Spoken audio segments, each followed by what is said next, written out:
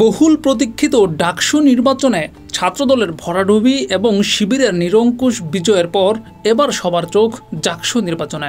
আগামীকাল 11 সেপ্টেম্বর জাহাঙ্গীরনগর বিশ্ববিদ্যালয়ে অনুষ্ঠিত হতে যাচ্ছে এই নির্বাচন। ডাকসু নির্বাচনে ছাত্রদলের এমন ভরাডুবি হবে এমনটা আশা করেনি কেউই। হয়তো ছাত্র দলও ভাবতে পারেনি তাদের এমন পরাজয় মেনে নিতে হবে, কিন্তু মানুষ ছাত্রদলকে প্রত্যাখ্যান করে শিবিরকেই বেছে নিয়েছে। এবার সবার চোখ ডাকসু নির্বাচনে। এই নির্বাচনেও কি ডাকসু নির্বাচনের মতো ভোটাররা ছাত্রদলকে প্রত্যাখ্যান করবে? এই নির্বাচনেও কি শিবিরের প্রার্থীরা বিজয়ী হবে? সেই প্রশ্ন এখন ঘুরে ফিরে আসছে। প্রেডিকশন করা কঠিন, তবে নিশ্চিতভাবেই ডাকসু নির্বাচনের প্রভাব সেই নির্বাচনেও পড়তে পারে। ডাকসু নির্বাচনের ফলাফল থেকে ছাত্রদল কিছুটা হলেও চিন্তিত হতেই পারে।